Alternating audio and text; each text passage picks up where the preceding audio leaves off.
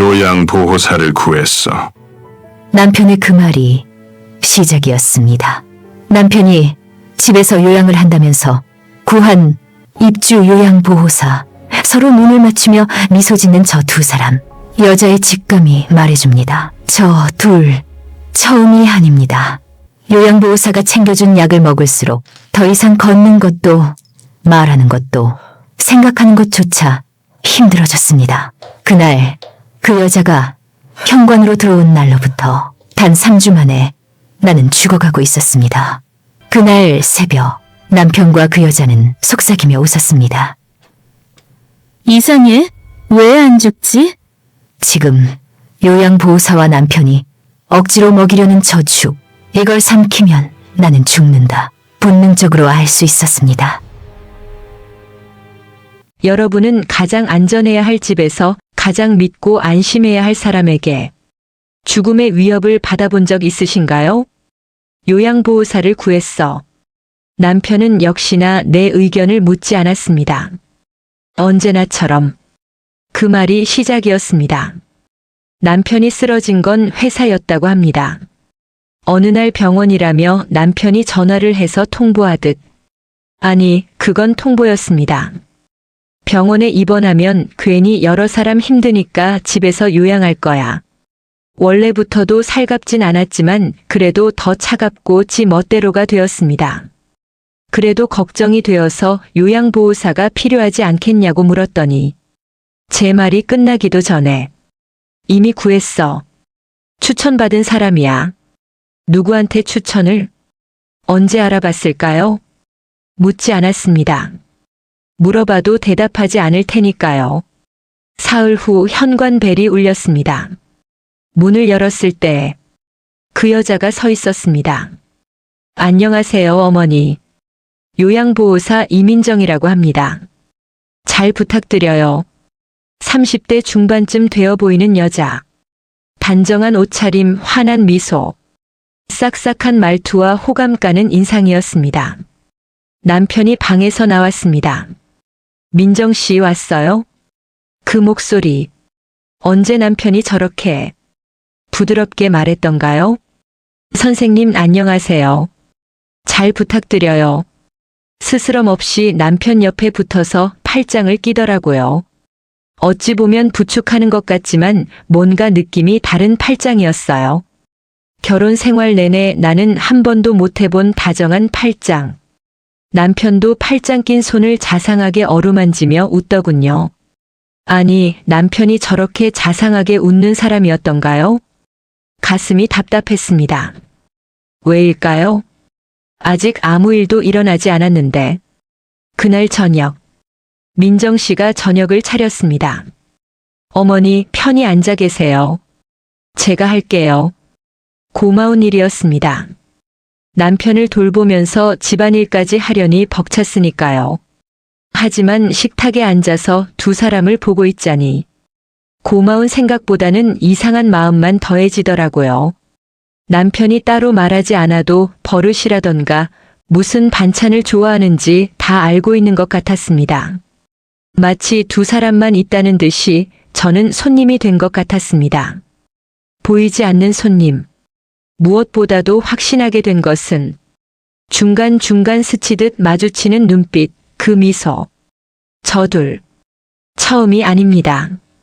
집에서 요양하겠다고 한 후 남편은 안방에 병원용 침대를 들여놓았습니다. 절대 안정이 필요하대. 당분간 각방 써야겠어. 민정 씨는 남편 방 바로 옆 작은 방을 썼습니다. 밤에 무슨 일 있으면 바로 가야 하니까요. 저는 부엌 옆 구석방으로 밀려났습니다. 일주일이 지났습니다. 민정 씨는 남편을 정성껏 돌봤습니다. 아침마다 죽을 끓여주고 약을 챙겨주고 침대 시트를 갈아주고 완벽했습니다. 특히 남편에게 말할 때 애교 넘치는 말투와 눈웃음은 여자인 내가 봐도 살살 녹더군요. 하지만 나를 대할 때 달라지는 태도는 너무 완벽하게 정반대라서 소름이 돋았습니다. 처음 현관에서 보았던 그 싹싹한 태도와 환한 미소는 눈은 웃지 않고 입만 웃는 냉소로 변했고 묘하게 위협적인 단호한 명령조의 말투는 남편과 똑 닮았습니다. 어느 날 아침, 민정 씨가 제 방으로 왔습니다. 손에는 약이 들려져 있었습니다. 제가 처음 보는 약이었어요. 어머니, 이제 어머니 약 제가 챙겨드릴게요. 약이 다른 약인 것 같은데요. 이게 더 좋은 약이에요. 하지만 병원에 다녀오지도 않았는데 마음대로 약을 바꾸면 제가 받아왔으니까 이걸로 드시면 된대요. 하지만 그때 거실에서 남편이 위압적으로 소리 질렀습니다. 민정 씨가 고생하는데 말 좀 들어. 민정 씨는 미소 지었습니다. 입만 웃고 있었습니다. 그날부터 민정 씨가 제 약을 챙기기 시작했습니다. 아침마다 방에 들어와 물과 함께 약을 건넸습니다. 드세요. 그리고 나갈 때까지 지켜봤습니다. 내가 모든 약을 다 먹을 때까지 말이에요. 찜찜한 느낌은 틀리지 않았습니다. 그 이후부터 언제부터인가 몸이 이상해졌습니다. 어지러웠습니다. 눈앞이 뿌옇게 흐려졌습니다. 온몸이 무겁게 가라앉았습니다. 어머니 괜찮으세요? 얼굴이 안 좋으신데. 민정 씨의 목소리. 걱정하는 듯 했지만 그 눈은 차갑게 저를 내려다보고 있었습니다. 그렇게 점점 몸이 안 좋아졌습니다. 심한 날은 침대에서 일어날 수가 없을 정도였습니다. 다리는 점점 힘이 없어져서 후들후들 떨렸습니다. 손에도 힘이 하나도 들어가지 않아서 물건을 떨어뜨리거나 흘리는 경우가 많아졌습니다. 그럴 때마다 남편과 그 여자의 구박을 들었습니다. 하지만 너무 정신이 멍해서 별 생각도 들지 않을 정도였어요. 오늘은 좀 쉬고 싶어요. 안 돼요. 걸으시면 안 돼요. 단호했습니다. 거실에서 남편이 소리쳤습니다. 제대로 관리 못하면 큰일 나. 약이나 제때 먹어. 민정 씨는 제 입에 약을 밀어 넣었습니다. 어서요. 삼킬 수밖에 없었습니다. 그날 오후 화장실에 가려다 쓰러졌습니다. 바닥이 차가웠습니다. 일어나려 했지만 팔이 떨렸습니다. 민정 씨가 달려왔습니다. 어머니, 저를 부축해 일으켰습니다. 괜찮으세요? 그 손이 제 팔을 꽉 움켜쥐었습니다. 아팠습니다. 제 팔에 빨간 자국이 남았습니다. 민정 씨는 웃었습니다. 조심하세요. 나이 드시면 뼈 약하잖아요. 그 차가운 웃음을 보니 팔의 아픔보다 무서움이 더했습니다. 며칠이 더 지났습니다. 바뀐 약을 먹기 시작한 이후로 몸이 점점 무너지는 게 느껴졌습니다. 손 떨리는 것도 심해지고 다리는 몇 걸음 걸어 화장실 가기도 힘들었습니다. 하루 종일 잠만 자는 날도 많았고 눈도 흐리고 머리도 멍했습니다. 그러던 어느 날 아침, 그날도 민정 씨가 아침약을 들고 왔습니다. 어머니, 약 드세요. 그런데 그 순간 거실에서 남편이 급하게 부르는 소리가 들렸습니다. 민정 씨는 잠시 고민하더니 제 손에 약을 쥐어주며 꼭 먹으라고 와서 검사한다고 했습니다. 그날따라 손에 힘이 없고 떨려서인지 약을 바닥에 떨어뜨렸습니다. 약을 찾아 아무리 둘러봐도 보이지 않았습니다. 어딘가 가구 밑으로 들어간 것인지 찾을 수가 없었습니다. 두근두근 가슴이 진정이 되지 않았습니다. 내가 뭔가를 또 실수했다고 하면 그들이 또 무시하고 구박할 것을 생각하니 가슴이 답답해졌습니다. 내가 실수를 하면 그럴 줄 알았다는 듯이 서로를 바라보며 묘한 웃음을 짓곤 했거든요. 남편은 남편대로 언제나 그 무시하는 말투로 그러게 사람이 조심하지 않고 매사가 저렇게 답답해서야. 그럼 얄밉게 김민정이는 답을 했죠. 에이, 나이 들면 다 그래요, 아버님. 하며 편을 들어주는 척하면서 같이 무시했죠. 이번에도 약을 떨어뜨렸다고 하면 무시와 구박을 할 것이 두려웠습니다. 그래서 약을 먹었다고 했어요. 조마조마하면서 말이죠. 민정 씨가 방문을 닫고 나가는 그 순간까지 등줄기에서 식은땀이 흘렀습니다. 그날 밤, 이상했습니다. 머리가 맑고 온몸의 무게가 사라진 것 같았습니다. 숨도 제대로 쉬는 것 같고 기분도 한결 좋아졌습니다. 몽롱함도 사라지고요. 그래서 그날은 새벽에 깨어서 화장실에 가려고 문을 열었습니다. 남편 방에서 소리가 들렸습니다. 웃음소리, 민정 씨의 목소리, 그리고 남편의 목소리. 저도 모르게 그쪽으로 향했습니다. 문틈으로 희미한 불빛이 새어나왔습니다. 숨을 죽였습니다. 언제까지 이래야 돼? 남편의 목소리. 짜증이 섞여 있었습니다. 조금만 더요. 서두르면 티가 나서 위험해요. 심장이 두근거렸습니다. 약은 제대로 먹이고 있는 거지. 조금씩이니까요. 천천히 약해져야 의심 안 받아요. 자연사한 것처럼 보여야 보험금도 제대로 나온다고요. 손이 벌벌 떨렸습니다. 다리에 힘이 빠져 휘청했습니다. 숨이 목구멍까지 차올랐습니다. 그런데 왜 아직도 멀쩡해? 멀쩡하긴요. 비실거리는 거 안 보여요? 곧이에요. 하긴 안 그래도 굶던데 요즘은 아주 못 봐주겠어. 진짜 곰이 된 건지 웃음소리, 키스하는 소리. 다리에 힘이 풀려 주저앉을 것 같았습니다. 심장이 입으로 튀어나올 것처럼 뛰었습니다. 입을 손으로 막지 않으면 비명소리가 새어나올 것 같았습니다. 몇 년 전 갑자기 남편 아는 사람 도와준다고 들으라 했던 보험이 생명보험이었나 봅니다. 눈물이 났습니다. 뭐야? 남편의 목소리. 숨이 멎었습니다. 무슨 소리 안 들렸어? 문 쪽으로 오는 발소리에 겨우 일어났습니다. 후들거리는 다리로 비틀거리며 화장실로 들어갔습니다. 변기 뚜껑을 닫고 앉아서 손바닥으로 입을 막았습니다. 소리내서 울 수가 없었습니다. 얼마나 그렇게 있었을까요? 손이 저리고 다리가 후들거렸습니다. 가슴이 조였습니다. 겨우 조금 진정했지만 아직도 입안은 바짝 말랐습니다. 혀가 입천장에 달라붙는 것 같았습니다. 불이 꺼진 부엌으로 갔습니다. 가슴이 술렁거릴 때면 먹던 청심환이라도 먹으려고 찬장을 열었을 때였습니다. 뭔가 못 보던 게 보였습니다. 작고 투명한 병. 안에는 가루가 든 것 같았습니다. 이상했습니다. 약들은 알약이고 가루약은 없는 것 같은데 말이죠. 게다가 라벨도 없었습니다. 또다시 불안감에 심장이 두근거리기 시작했습니다. 손이 떨려서 바닥에 떨어질 뻔한 병을 간신히 잡아서 들키지 않게 제자리에 두었습니다. 겨우 물을 찾아서 마시는데 손이 너무 떨려서 물이 턱으로 흘러내렸습니다.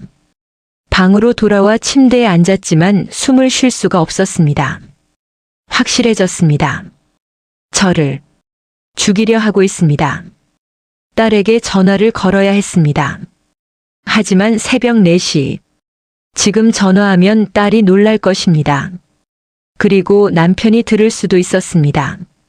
아침에 문자로 알려야 할 것 같아서 일단 잠을 청했지만 잠을 잘 수 없었습니다. 그냥 천장을 보며 하염없이 누워 있었습니다. 모든 것이 이해되었습니다. 약을 먹은 후의 어지러움, 무거운 몸, 떨리는 손, 쓰러졌던 순간, 민정 씨의 차가운 눈빛, 반대로 유난히 다정하던 두 사람의 눈빛, 모든 것이 계획이었습니다. 처음부터. 아침이 밝았습니다. 민정 씨가 제 방에 들어왔습니다. 어머니 일어나셨어요? 약. 오늘은 안 먹을래요. 민정 씨의 표정이 굳었습니다. 왜요? 속이 너무 안 좋아서요. 병원에 가서 다시 지어야 할 것 같아요. 그래도 처방받은 약은 다 드셔야죠. 내가 계속 약 먹기를 거부하자 민정 씨의 눈빛이 차갑게 변했습니다. 선생님, 어머니가 약을 안 드시려고 해요. 남편이 방에서 나왔습니다. 뭐? 저를 노려봤습니다. 왜 말을 안 들어? 부작용이 있는 것 같아요. 소화도 안 되고. 병원에 가봐야 할 것 같아요. 네가 의사야? 남편이 소리를 질렀습니다. 민정 씨가 얼마나 고생하는데. 제발 말 좀 들어. 민정 씨는 뒤에서 미소 지었습니다. 승리한 듯한 미소. 어거지로 약을 꾸역꾸역 삼키고 나서야 혼자 있을 수 있었습니다. 무슨 벌레를 삼키는 느낌이었습니다. 눈물이 났지만 이럴 때가 아니라는 생각에 화장실로 가서 문을 잠갔습니다. 딸에게 전화를 걸었습니다. 엄마. 유난히 긴 신호음 뒤에 딸의 목소리가 들렸을 때에는 눈물이 왈칵 쏟아졌습니다. 지아야. 왜? 무슨 일 있어? 말을 할 수가 없었습니다. 목이 메었습니다. 엄마 울어? 왜 그래? 집에 올 수 있어? 지금? 무슨 일인데? 그냥 와줘. 제발. 2시간 후. 딸이 왔습니다. 왜 갑자기? 남편이 물었습니다. 엄마 아빠 괜찮으신지 들렀어요. 오늘 회사 휴가라서요. 나야 민정 씨 덕분에 요즘 너무 편하다. 딸과 어느 정도 안부를 묻고 시간이 지나서야 딸과 함께 내 방으로 들어올 수 있었습니다. 엄마 무슨 일이야? 뭔가 이상한 낌새를 느낀 건지 딸이 앉자마자 속삭이듯 물었습니다. 어젯밤에 말이야. 어젯밤에 들었던 대화를 말해줬습니다.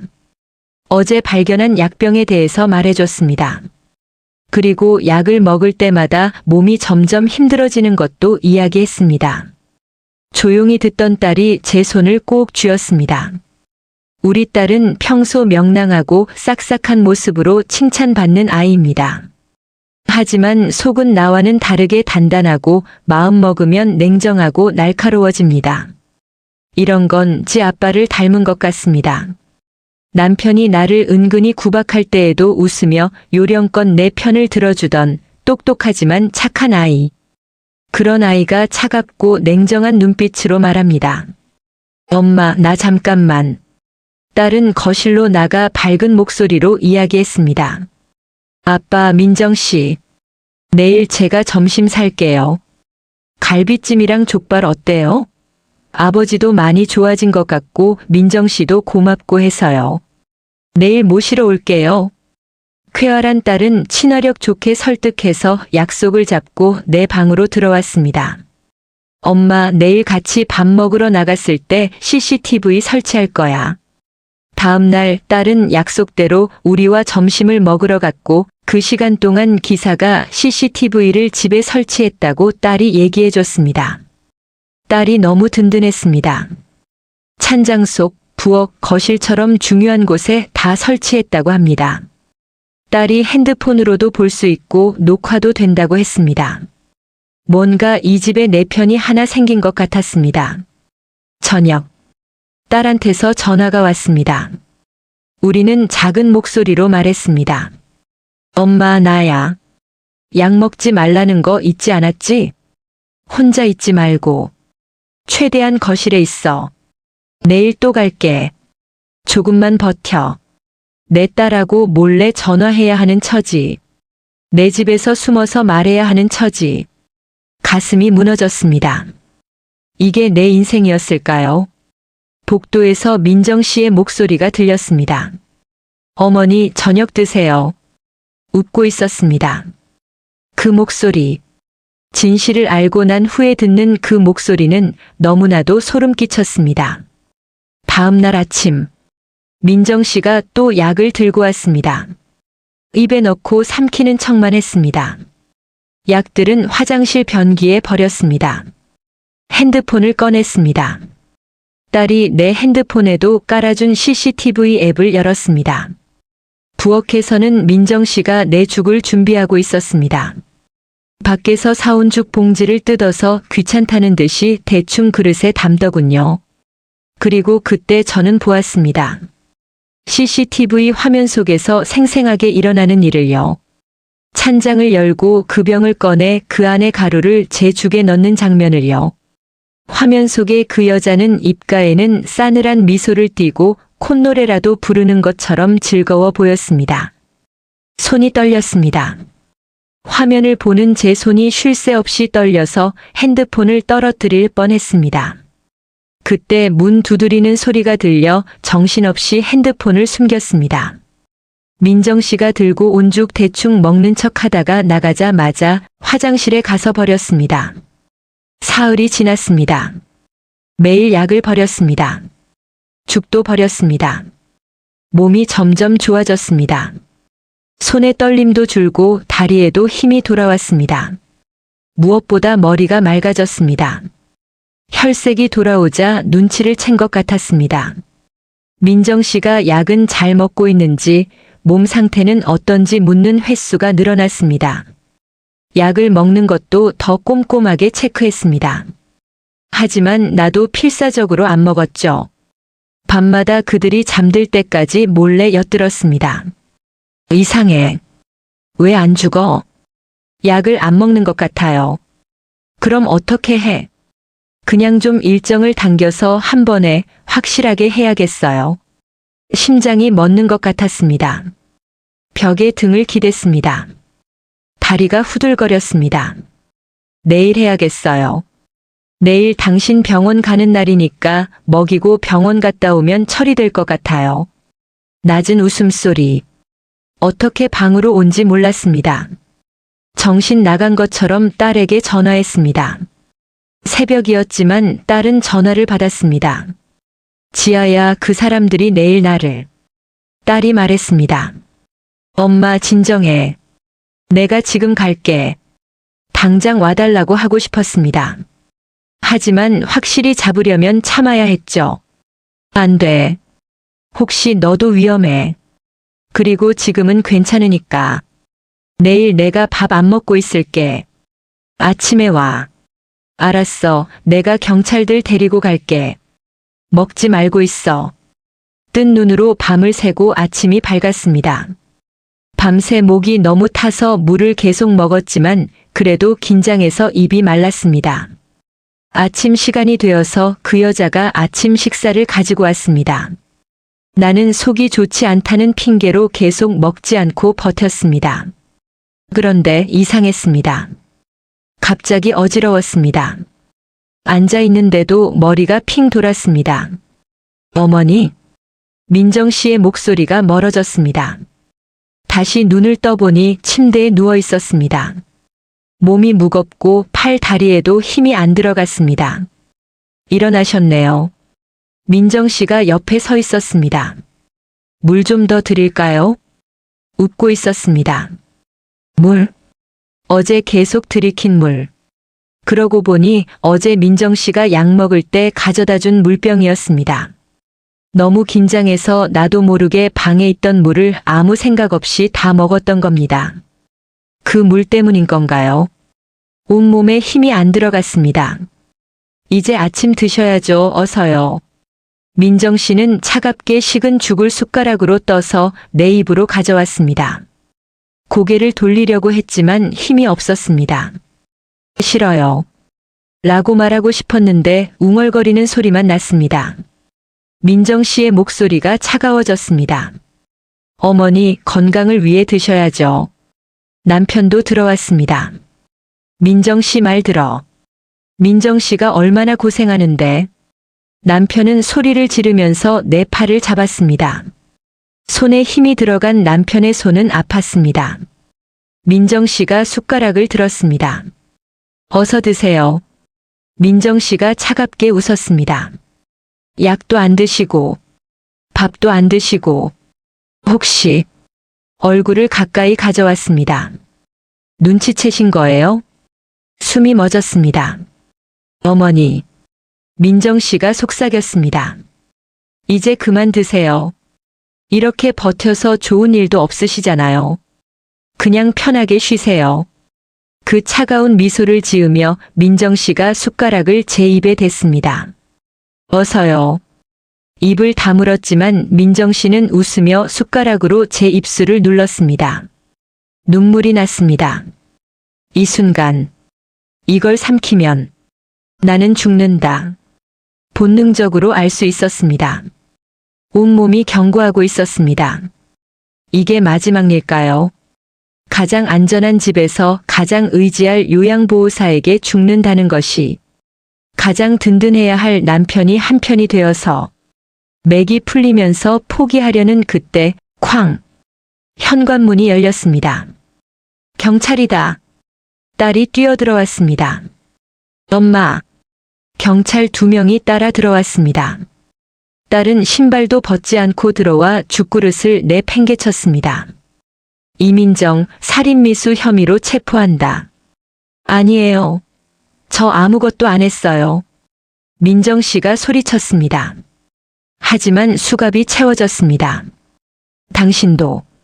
경찰이 남편을 봤습니다. 살인미수 공범 혐의. 뭐? 내가 뭘? 증거 다 있습니다. 딸이 핸드폰을 내밀었습니다. CCTV 영상이요. 약 바꾸는 거, 죽에 가루 넣는 거. 다 찍혀 있어요. 남편의 얼굴이 하얘졌습니다. 경찰이 남편에게도 수갑을 채웠습니다. 둘이 끌려나가고 문이 닫히자 조용한 집에 딸과 둘이 남겨졌습니다. 긴장이 풀려서 그대로 주저앉아 딸과 함께 부여앉고 그저 울었습니다. 조금 진정이 된 후 딸이 부른 구급차에 실려 병원으로 갔습니다.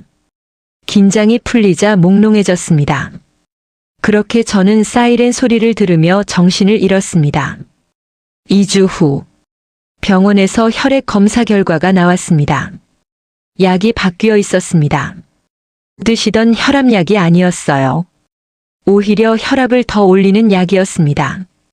당뇨약도 마찬가지였습니다. 병을 악화시키는 약, 그리고 혈액에서 독극물이 검출됐습니다. 소량이지만 지속적으로 축적되면 심장을 약하게 만듭니다. 의사가 말을 이었습니다. 조금 더 먹었으면 심장마비로 보였을 겁니다. 자연사처럼 손이 떨렸습니다. 그들의 계획은 서서히 완벽하고 사악했습니다. 병을 악화시키고 독극물로 조금씩 약하게 만들고 마지막엔 자연사처럼. 하지만 다행히 오랜 기간이 아니라서 회복이 가능하십니다. 의사가 말했습니다. 멈춘 게 다행입니다. 저는 941생 살아난 것입니다. 집으로 돌아와 보니 딸이 전부 치웠습니다. 병원용 침대, 민정 씨의 짐, 남편의 물건들, 죽음의 공포를 기억나게 하는 모든 것들을요. 집은 텅 빈 듯 했지만 처음으로 안전하고 온전한 제 집 같았습니다. 집으로 온 날 저녁, 딸과 단둘이 밥을 먹었습니다. 오랜만에 웃을 수 있었습니다. 남편은 충격이었는지 쓰러져 다시 일어나지 못했습니다. 오히려 남편의 사망보험금이 저에게 왔습니다. 내 보험을 들 때 보란 듯이 같이 들었던 보험이었습니다. 수익자를 바꿀 생각도 안 했던 것입니다.